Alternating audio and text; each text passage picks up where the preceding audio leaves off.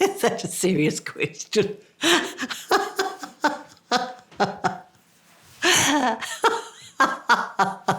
Have I ever had a midlife crisis? I don't have a Lamborghini in the garage. Or Toy Boy. Anyway. Have I ever had a midlife crisis, or am I having one? Maybe I'm having one. I don't really know, what does it mean to have a midlife crisis? I don't feel like I'm in crisis. That's the truth of the matter.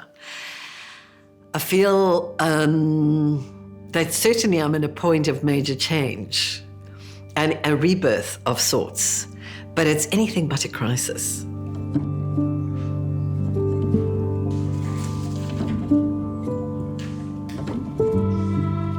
My whole life, growth has been my motivator.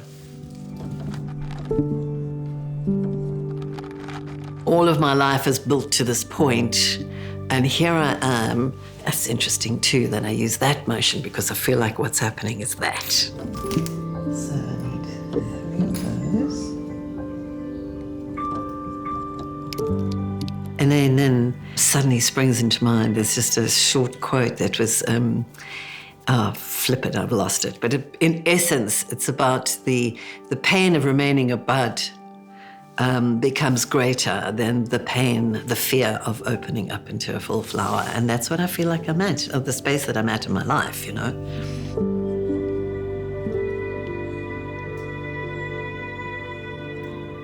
That is where I am, actually. It's unfolding in this place of being, as opposed to going anywhere or... It's interesting because I haven't actually really thought of it like that before,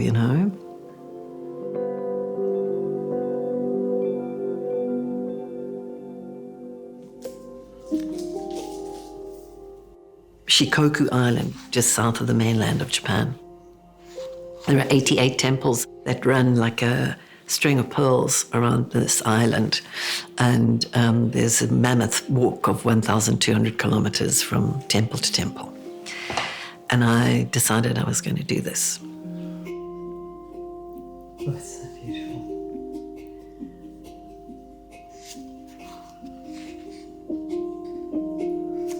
Walking Shikoku kind of cracked me open like a nut, or nutshell rather. And in the smallest, humblest ways.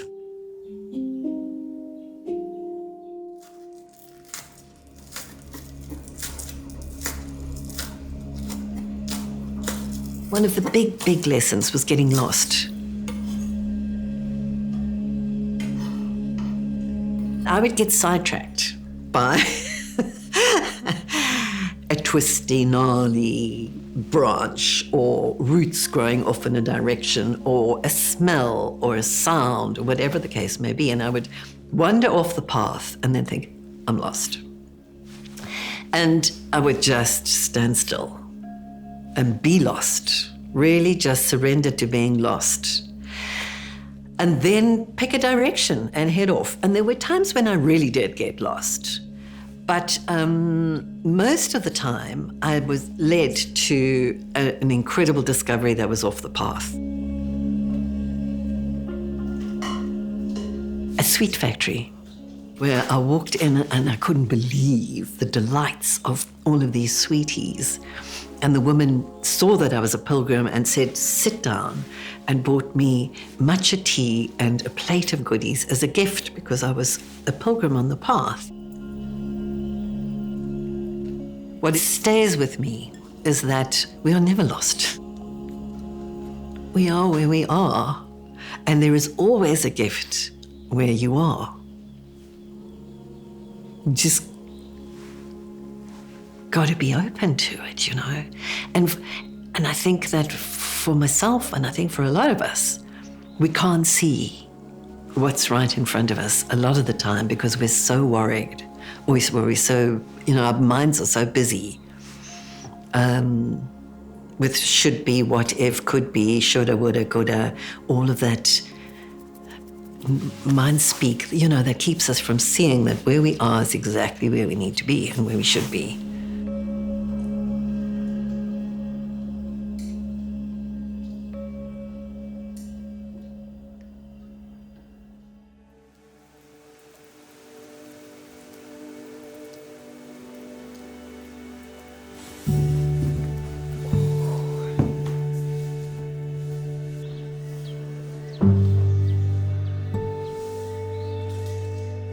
We do instinctively know our path, our choice, our options, our purpose.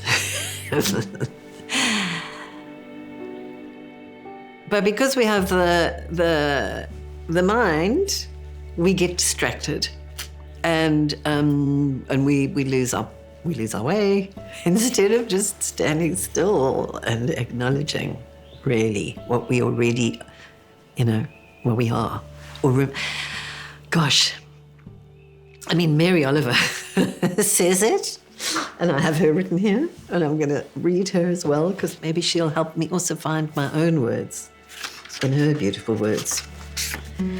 It's Wild Geese. You probably all know it. You do not have to be good. You do not have to walk on your knees for 100 miles through the desert repenting. This is it. You only have to let the soft animal of your body love what it loves. Tell me about despair, yours, and I will tell you mine. Meanwhile, the world goes on.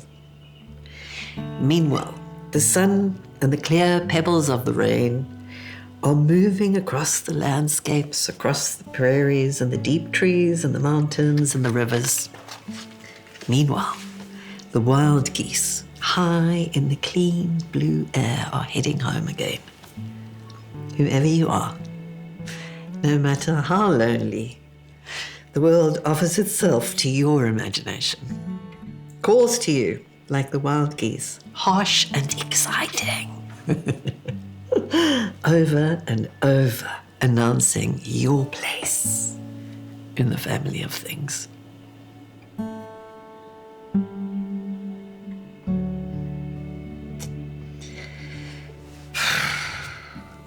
Yeah. Yeah.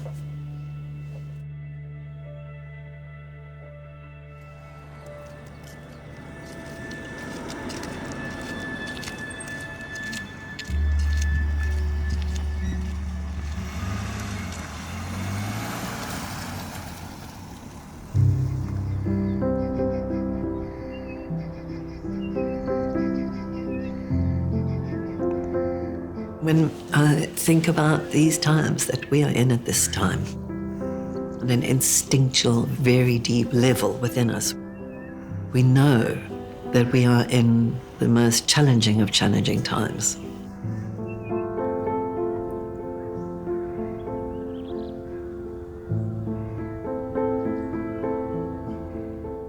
I think that part of the troubles in the world is the instinct acting out in a immature way, in an unconstructive way. Because if we really tap into the essence of our humanity, it connects us to each other. We just become, these beautiful, vibrating, connecting beings who, when you see the beauty of another person, the true essence of another person, it just brings you to your knees, and it inspires you to be that yourself.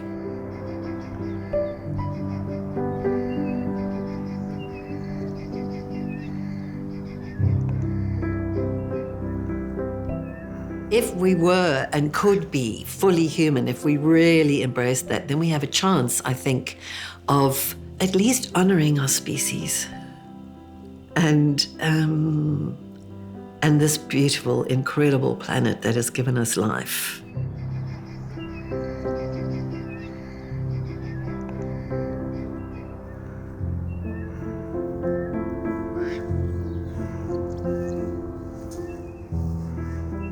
being human is common to us all. And that's the invitation, is just to be fully human.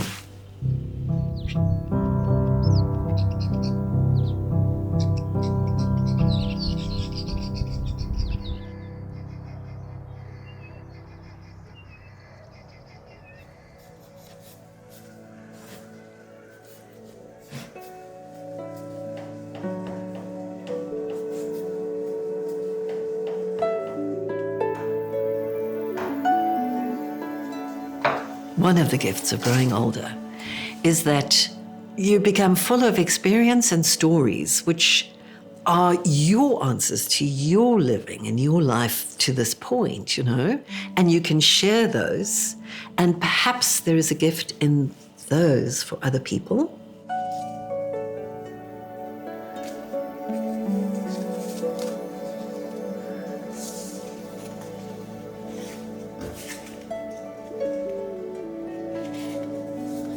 I seem to have been able to strengthen in my own being the ability to witness myself.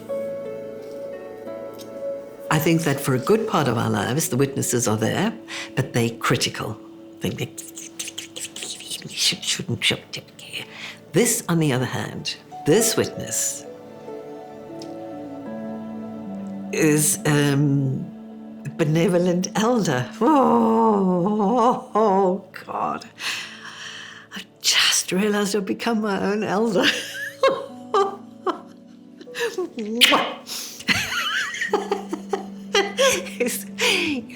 My parents are gone, my grandparents are gone. They're there, but they're not here. And suddenly I realized I'm now my own elder in this journey. Wow, that's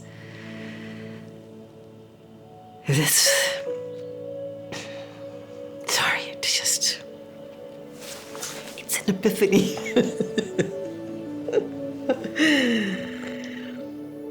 So this witness is my new companion, and has been there. I didn't even recognize or wasn't able to name, but I'm so deeply happy and grateful to have named in this moment. Oh.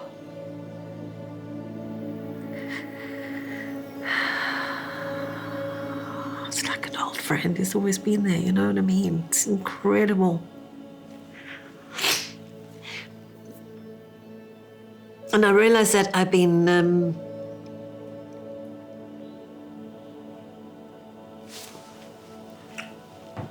peeling back layers.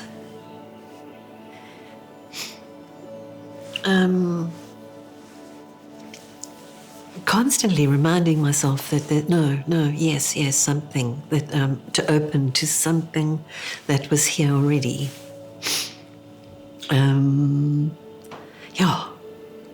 And that's,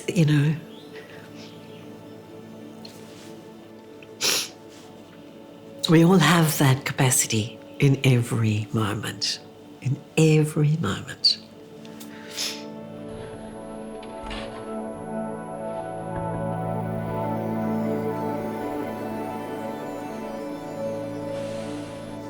There are no secrets. That's the secret. Is that just being as open and honest and present and awake and complex and flawed and damaged and vulnerable and judgmental and scared and childlike and all of what we are as humans. Just being that is all we have to do.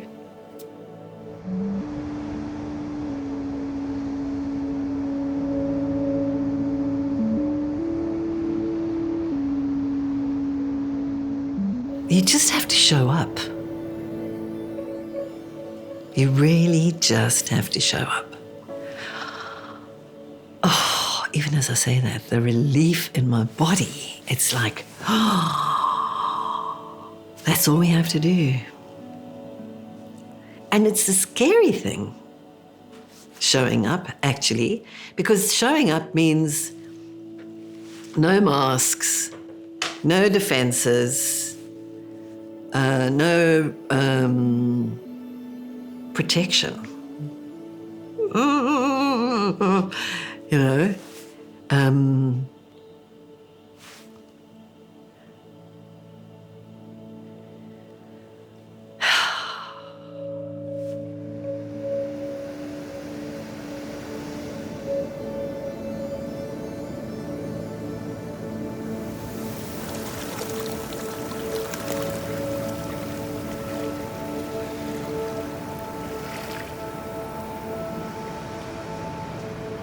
it only takes a reminder to breathe, a moment to be still.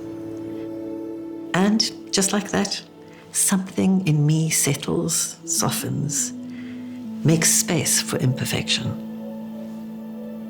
The harsh voice of judgment drops to a whisper, and I remember again that life isn't a relay race, that we all will cross the finish line, that waking up to life is what we were born for.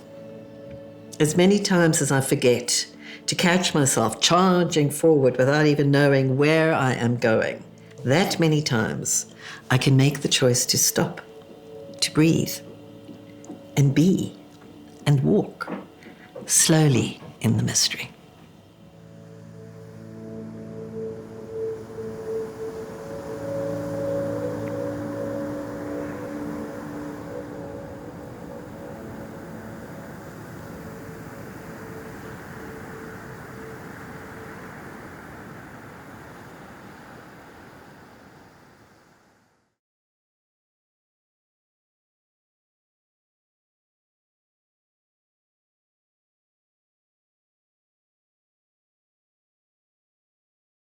Thanks for watching our film. Every story we've made is possible thanks to the support of our patrons. And if you'd like to continue to support us to make stories that explore the infinite beauty of being human, sign up on Patreon. Thanks.